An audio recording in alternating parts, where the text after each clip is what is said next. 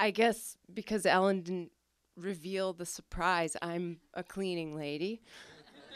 And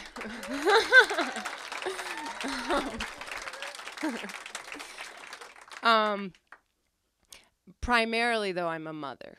And this was a side job I started about 12 years ago. And this is 2 years ago, back in the woods in Long Lake. It's still within the town limits, but it's about 25 miles into the woods. And my significant other, we have kids together, we've lived together for a while, took a job as a caretaker about 5 years ago. And that's where the setting of this story is. I agreed to clean for a big camp. The owners live in the Midwest and they don't come very often, and they had a beloved cleaning lady for probably 30 years or more that routinely went there twice a year, whether they came or not. And then on the years they came, it was a big production. So I was introduced to the job by the caretaker, who explained to me that 2 servants would arrive ahead of time, and they would bring a huge van full of supplies, and I was to join forces with them. Their names were Chet and Joe. And okay. Leading up to their arrival, I did the walkthrough with the caretaker, and he showed me all the parts I needed to know. One place we went was to the cleaning lady's closet up in the attic, and I said, well, why are there so many Lysol bottles, and why so many pump soaps, and etc.? It was crowded with things, and that was my first introduction, was that I had to clean out the supplies. I'm losing. Anyway, speeding along, 2 weeks before they arrive, we're getting everything ready. Kids are involved because they stay out at the lake sometimes with us, and they would come through and make the place dirty. I'd clean it up again. These people keep meticulous care of their home. It's beautiful. They actually do rake the woods. And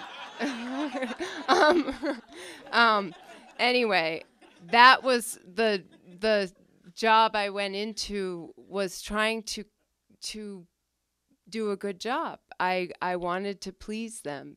They I'm sorry, I'm nervous. Okay. Okay. Okay. So, I forgot to tell you, this place is off-grid. There's no electricity, and it's propane lights. The cleaning lady has to use a generator and a lead cord, and it's a lot of labor walking. You have to walk down the trail and put the boughs in the lean-to. And anyway, it's a lot that we had to bring supplies, ice, cheese, polish for the silver, polish for the copper, polish for the bronze.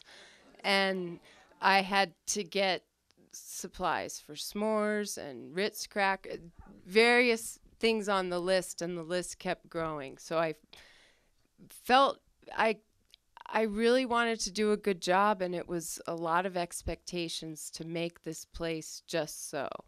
About 2 days before they were about to arrive, I was in the bedroom, and it's usually all the shades are drawn and it's very dark.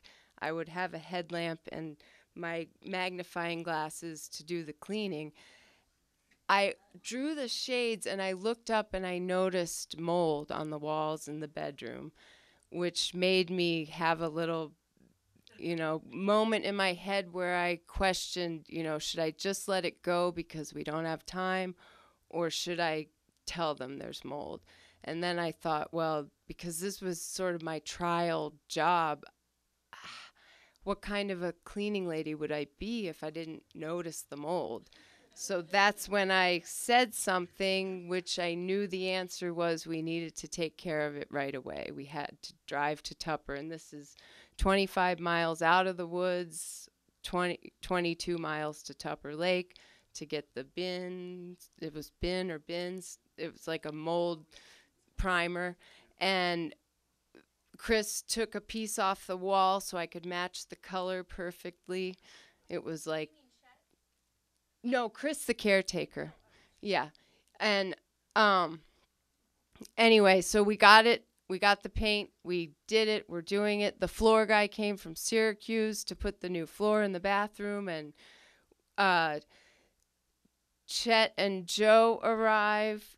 They bring the van. They bring more Lysol, more supplies, and I meet them, and I forgot to tell you they wear special shirts even that I had to go and make sure they were fresh because it had been a few years.